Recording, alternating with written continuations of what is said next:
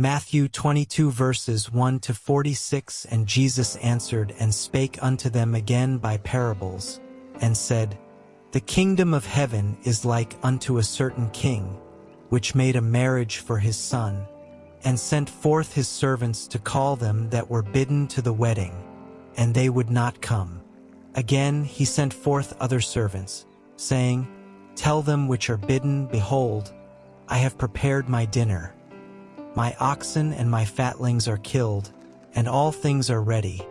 Come unto the marriage.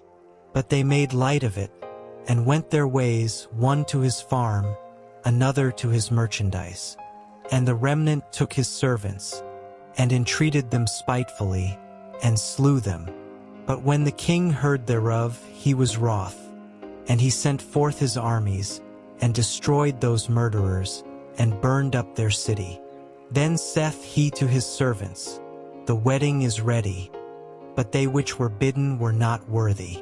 Go ye therefore into the highways, and as many as ye shall find, bid to the marriage. So those servants went out into the highways, and gathered together all as many as they found, both bad and good, and the wedding was furnished with guests. And when the king came in to see the guests, he saw there a man which had not on a wedding garment.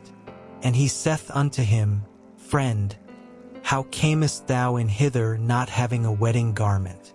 And he was speechless. Then said the king to the servants, Bind him hand and foot, and take him away, and cast him into outer darkness. There shall be weeping and gnashing of teeth. For many are called, but few are chosen. Then went the Pharisees, and took counsel how they might entangle him in his talk. And they sent out unto him their disciples with the Herodians, saying, Master, we know that thou art true, and teachest the way of God in truth.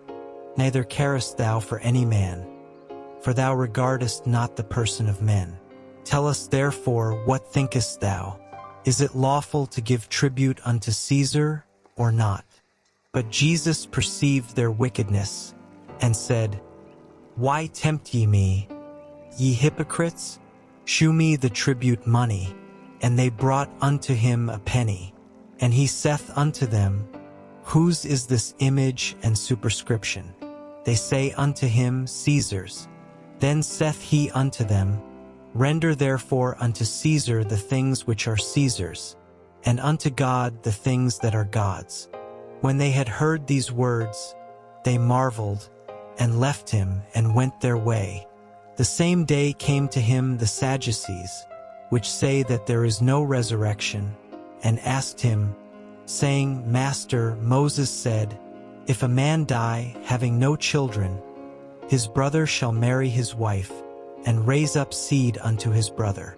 Now there were with us 7 brethren, and the first, when he had married a wife, deceased, and having no issue, left his wife unto his brother. Likewise the second also, and the third unto the 7th. And last of all the woman died also. Therefore in the resurrection whose wife shall she be of the 7? For they all had her. Jesus answered and said unto them, Ye do err, not knowing the Scriptures, nor the power of God. For in the resurrection they neither marry, nor are given in marriage, but are as the angels of God in heaven. But as touching the resurrection of the dead, have ye not read that which was spoken unto you by God, saying, I am the God of Abraham, and the God of Isaac, and the God of Jacob? God is not the God of the dead, but of the living.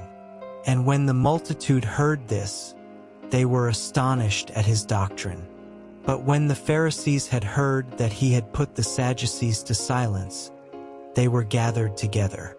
Then one of them, which was a lawyer, asked him a question, tempting him and saying, Master, which is the great commandment in the law? Jesus said unto him, Thou shalt love the Lord thy God with all thy heart, and with all thy soul, and with all thy mind. This is the first and great commandment. And the second is like unto it, Thou shalt love thy neighbor as thyself. On these 2 commandments hang all the law and the prophets." While the Pharisees were gathered together, Jesus asked them, saying, "What think ye of Christ? Whose son is he?" They say unto him, "The son of David." He saith unto them, "How then doth David in spirit call him Lord, saying, The Lord said unto my Lord, Sit thou on my right hand, till I make thine enemies thy footstool? If David then call him Lord, how is he his son?" And no man was able to answer him a word, neither durst any man from that day forth ask him any more questions.